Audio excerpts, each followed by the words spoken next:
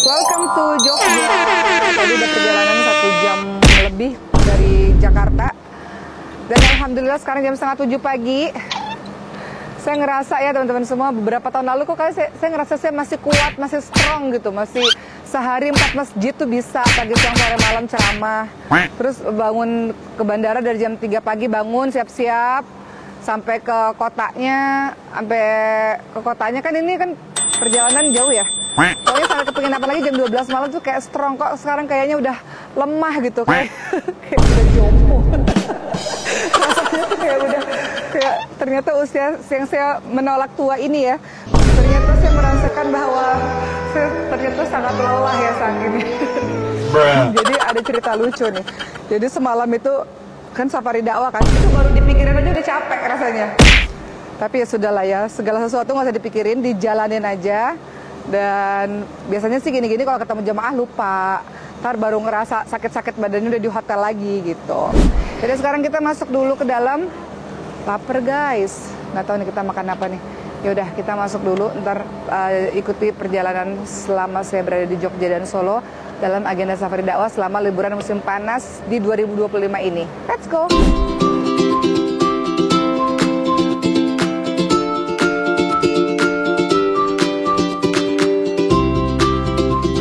Udah sampai ke tempat makan soto guys. Gimana sayang? Duduk di sini? Nggak jadi nggak apa deh.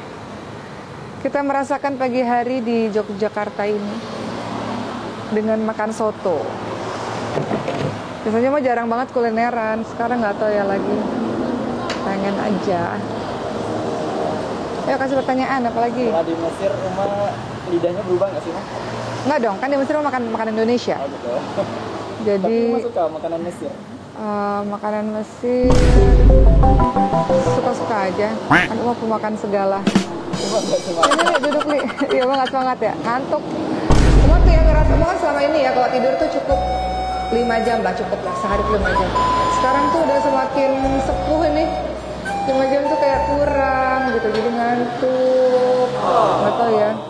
Terus kayak perasaannya sedih ninggalin anak, padahal kan udah terbiasa ya. Mungkin karena selama di Mesir selama 1 tahun tuh nggak pernah ninggalin anak kan, nggak pernah kemana-mana gitu. Jadi ya aku tidak tidur dengan anak-anakku lagi gitu. Tapi nggak apa-apa, insya Allah. Dengan kekuatannya Allah. Makan soto dulu ya guys.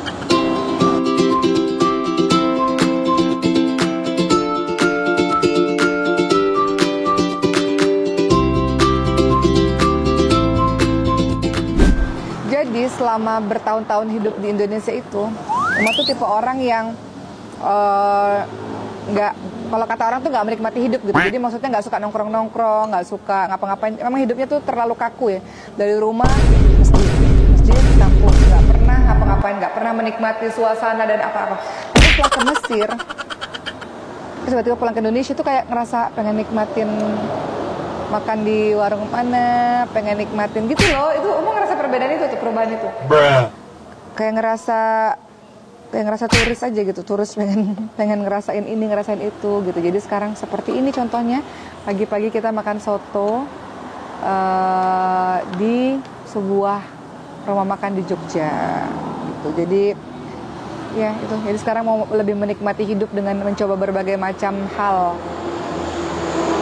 Jadi hidupnya nggak kaku-kaku banget. Makan dulu ya.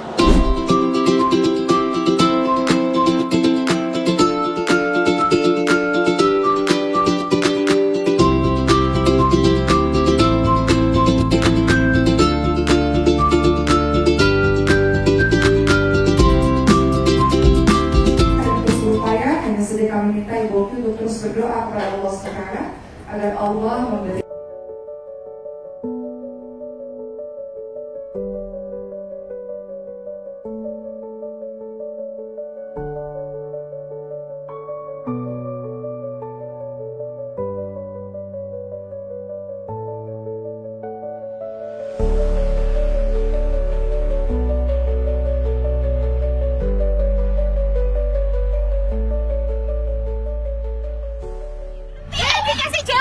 Wah, dapat jamu apa?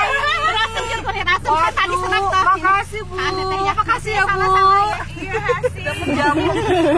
Dah, makasih. terima kasih. Wah, dapat jamu. Wah, ini yang mau pengen ini jamu. Jadi di balik layar Safari Dakwah, kalau teman-teman mau tahu, saya dapat jamu. Ya Allah, ini kayaknya apa ya? Udah pengen minum nih. Beras kencur, aduh, masya Allah. Terus lihat nih makanan-makanan yang ada di sini. Ini ada buah-buahan, ini lucu deh. Apa ini? Wah, ada kue-kue semuanya tuh. Bagaimana cara saya menghabiskannya? Semua ya, Ma. Ada buah dan segala macam. Taruh Mbak, depan Mbak. Hadiahnya banyak ini. Apalagi ini ada jambu.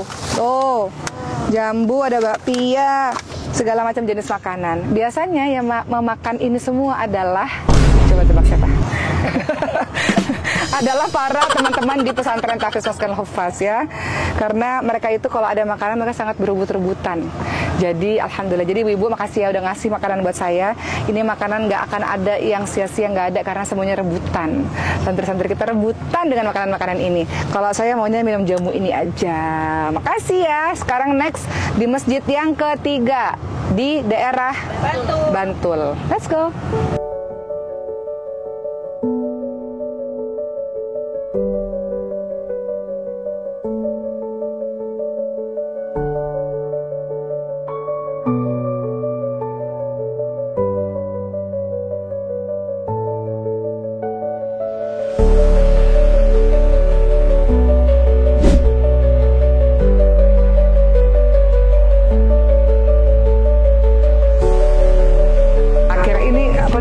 Kita mau makan, ayo teman-teman, ini orang-orang di belakang layar. Coba lihat dong mereka. Nah, dari tadi pagi saya nyari perkedel nih ya, ini baru ketemu di sini. Sekarang kita mau makan dulu. Ayo teman-teman, silakan duduk. Anggap aja rumah sendiri. Ya udah nih, udah pilih-pilih ini makanan yang mana ya. Nah, sekarang kita mau makan dulu. Ini kalau diibaratkan handphone ya, Uma udah seperti baterai yang nggak warna merah lagi lobetnya, udah warna putih. Detik-detik menunggu mati handphonenya. Ya udah, sekarang kita makan dulu aja teman-teman, silakan. Sesudah lelah untuk berceramah pada hari ini, jadi langsung saja dimakan. Jadi saya mau cerita sama teman-teman semua, perjalanan Safari Dakwah itu nggak akan pernah bisa terlaksana tanpa adanya orang-orang di belakang layar. Jadi dakwah itu bukan hanya sekedar ada umat doang, enggak. Kalau nggak ada mereka, nggak ada jemaahnya. Jadi mau berterima kasih pada para ya Allah, umat tuh Safari Dakwah udah dari kapan ya? Dari kapan ya? Dari sebelum Covid tuh. Covid tuh tahun berapa sih? 2020. Ya Allah, Safari Dakwah ada kali. Iya, Safari Dakwah ada kali 7 tahun, 8 tahun, nggak tahu udah berapa tahun Safari Dakwah keliling Indonesia, guys. Sampai hari ini dari Sabang sampai Merauke. Tapi Uma mau share, teman-teman boleh ambil ya, silakan ya, sambil Uma cerita. Uma mau cerita sesuatu pada teman-teman semua yang nonton vlog ini. Apa salah satu hikmah dari Uma belajar di Mesir? Di Mesir itu kan gudangnya ilmu ya. Ulama-ulama tuh banyak banget bertaburan di mana-mana, dokter-dokter di mana-mana. Seperti contohnya di masjid itu setiap berapa meter sang ulama ini ngajar ini, berapa meter lagi ulama ini ngajar ini, dan seringkali muridnya tuh kayak cuma 3 orang, 4 orang gitu, saking gurunya banyak banget. Tahu nggak apa yang Umar rasain, perbedaan yang Umar rasain? Kalau dulu mungkin Umar berpikir, atau orang-orang berpikir, wah bersyukur ya, maksudnya di masjid, terus abis itu orang-orang merasa bersyukur karena Umar datang. Tapi sekarang kebalik, tau nggak? Sekarang Umar bersyukur karena ada orang yang mau dengerin Umar. Beneran. Kenapa? Karena di Mesir itu dokter-dokter itu, ulama-ulama itu yang dengerin cuma 2 orang, 3 orang, tapi mereka tetap melanjutkan pembelajaran. Saking gurunya tuh banyak di mana-mana. Jadi sekarang mindset Umar adalah, makasih Allah masih ada orang yang mau dengerin Umar ngomong gitu. Masih ada orang yang mau dengerin Umar ceramah. Itu anugerah dari Allah bahwa orang yang fakir ilmu ini masih ada orang yang mau dengerin gitu loh teman-teman semua. Jadi mindset itu yang buat Umar mudah-mudahan kedepannya jauh lebih baik ya.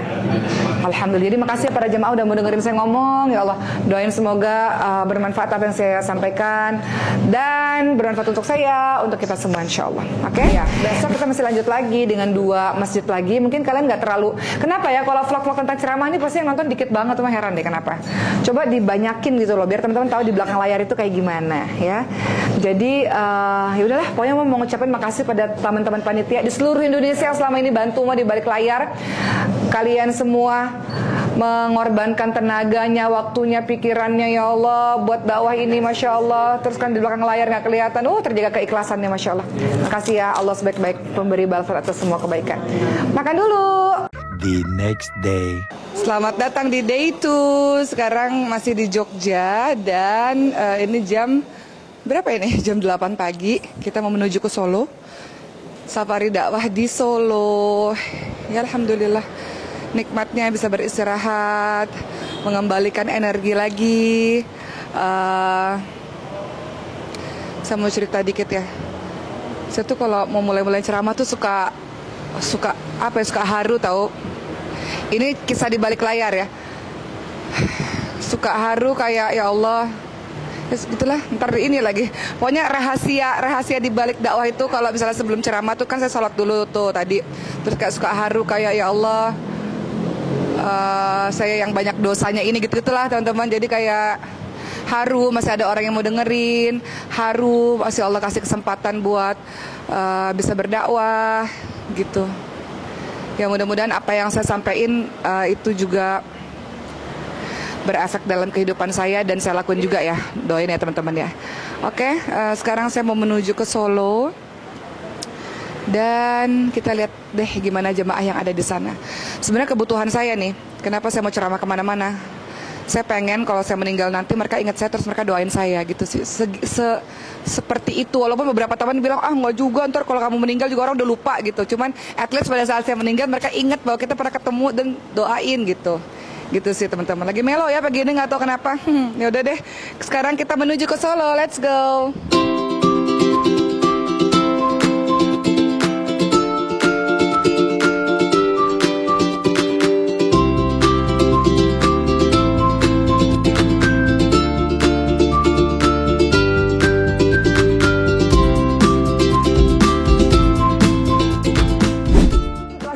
Di Solo, ternyata ini adalah rumah dari ibundanya Ibu Tin. Jadi Pak Harto dan Ibu Tin. Ini ada fotonya ya, ada Bu Tin, ada Pak Harto. Ini rumahnya ibunya Ibu Tin dan dijadiin museum kayaknya. Jadi di dalam boleh masuk nggak sih Bu? Boleh masuk Bu? Dalam Bu?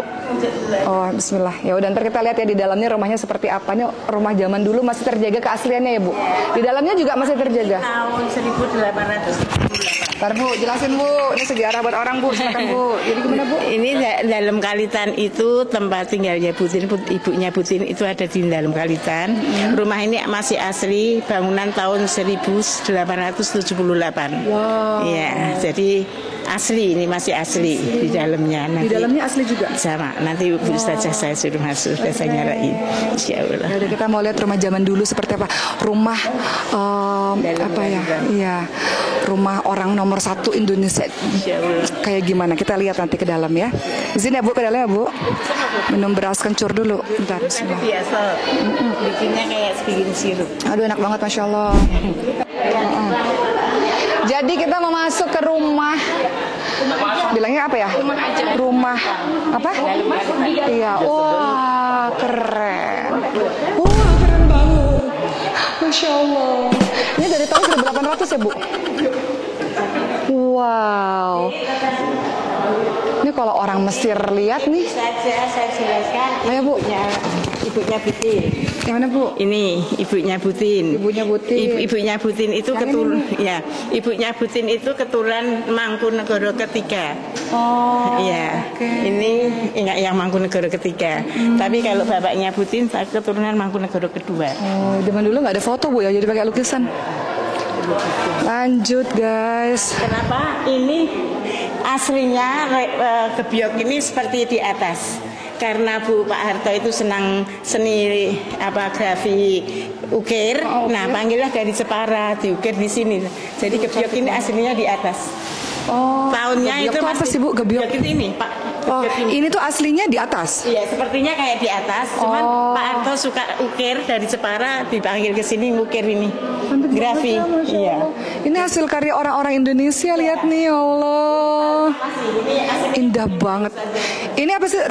Kayu jati. Jati zaman dulu. Jati zaman dulu.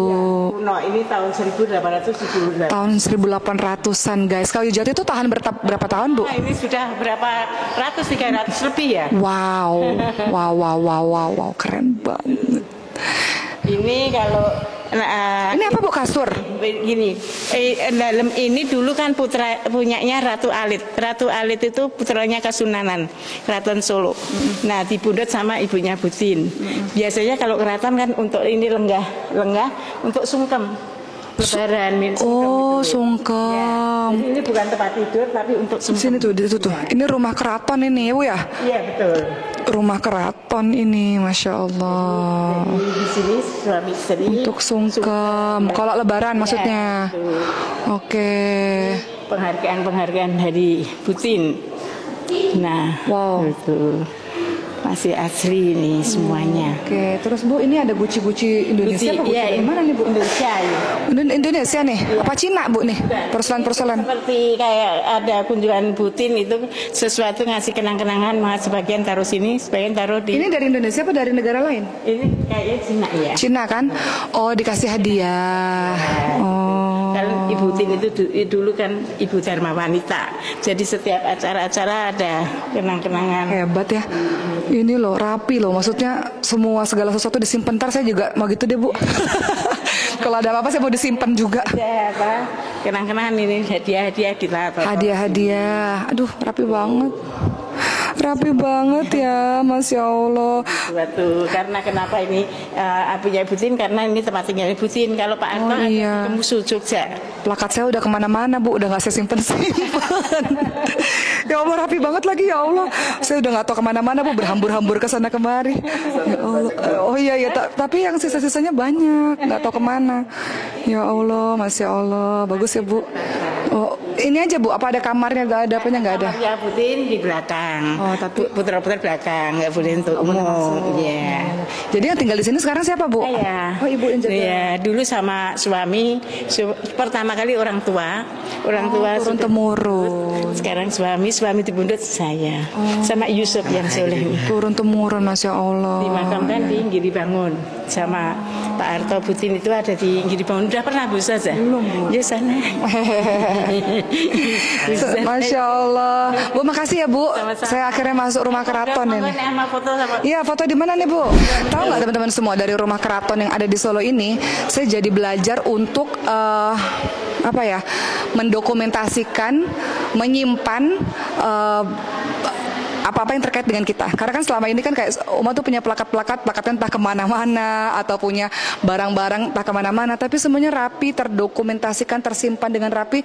Kelak ketika orangnya sudah tiada, itu jadi inspirasi bagi orang lain. Jadi ketika saya datang ke sini, ya Allah, kenapa ya saya nggak serapi itu gitu untuk membuat sampai seindah ini. Siapa tahu ini buat jadi anak buat pengetahuan anak cucu dan sebagainya. Jadi ketika saya datang ke sini, saya pengen terinspirasi untuk udah mulai ngerapiin benda-benda dan jangan diganti-ganti gitu. Kalau misalnya kita udah punya rumah satu, yang rumah lama jangan ditukar-tukar, jangan diganti-ganti karena itu bernilai sejarah luar biasa. Ini kan menghargai sejarah luar biasa nih sampai serapi ini gitu.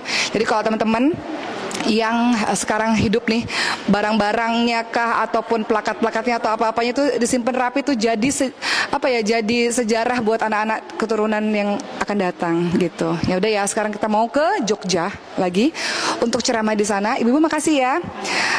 Terima kasih. Mudah-mudahan hari ini ada manfaatnya. Ada manfaatnya nggak tuh kira-kira tuh? Iya, ini salam buat Ricis, ngefans sama Ricis katanya. Seneng banget karena bisa silaturahmi lagi sama kalau Safari Dakwah tuh saya seneng banget dibanding ceramah di TV Bu. Karena kalau ceramah Safari Dakwah ini langsung ketemu sama ibu-ibu dan bisa langsung bercengkrama dan bersilaturahmi gitu. Ntar kalau saya meninggal ibu-ibu doain insya Allah. Sama-sama. Ya udah, pamit ya Bu, saya mau ke Jogja dulu. Terima kasih banyak ya Bu. Terima kasih. Pamit ya Bu, terima kasih banyak. Terima kasih.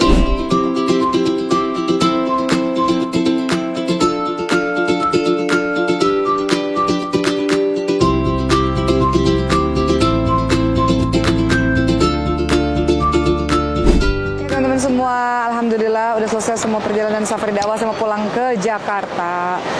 Saya dapat kabar hari ini ibu saya masuk rumah sakit, tapi entahlah kenapa ya. Kalau kayak gitu-gitu tuh hati saya nih, misalnya saya lagi ceramah terus saya dengar ibu saya sakit atau anak saya sakit kenapa-napa, tapi saya ngerasa apa yang saya lakukan itu jadi perantara untuk ibu saya bisa sembuh dakwah saya itu maksudnya jadi perantara untuk membuat keluarga saya jadi baik-baik aja gitu. Jadi ya udah tadi dakwah tetap dilanjutin seperti biasa. Minta doa tadi dari para jemaah, insyaallah. Abis ini pulang ke Jakarta, langsung mau ke rumah sakit, langsung mau jenguk ibu. Semoga ibu selalu sehat, insyaallah. Gimana ya, ceramah-ceramah itu sebenarnya kita tuh butuh tahu melakukan hal-hal ini dalam kehidupan kita gitu kan. Ada orang bilang, oh, ngapain sih, assalamualaikum. Kita ini ngapain sih melakukan apa ya, mungkin ngapain sampai dakwah, capek gitu kan. Cuman saya ngerasa kayak saya perlu safari dakwah ini gitu untuk membuat saya tetap terus berada di jalur yang baik gitu. Kadang-kadang manusia kan lupa ya, kita buat salah, buat apa. Tapi kalau kita berada di jalan dakwah, kita sibuk dengan dakwah, jadi kita nggak punya waktu lain untuk mengerjakan hal-hal yang nggak baik gitu. Ya udahlah, sekarang mau pulang dulu. Makasih sudah ngikutin vlog saya, dan makasih semua orang di belakang layar. Tadi tuh ya, Mas Ardian tadi ya, yang nyetir, Masya Allah, beliau pengusaha laundry, terus beliau mengeluarkan tenaganya ya, bersedekah di jalan Allah dengan jadi supir untuk membawa saya dakwah kemana-mana ya. Banyaklah orang-orang baik di belakang layar. Jadi makasih siapapun yang nonton vlog ini, makasih untuk kalian semua di belakang layar yang udah support dakwah selama ini. Hebat banget, luar biasa. Dan tolong doain ya, pokoknya kalau nggak ketemu saya di surganya Allah nanti, yang banyak dosanya ini, tolong bilang sama Allah kita pernah bareng-bareng sama-sama di jalan-jalan dakwah gitu. Makasih udah nonton vlog ini, dan kita ketemu di vlog-vlog berikutnya. Dadah.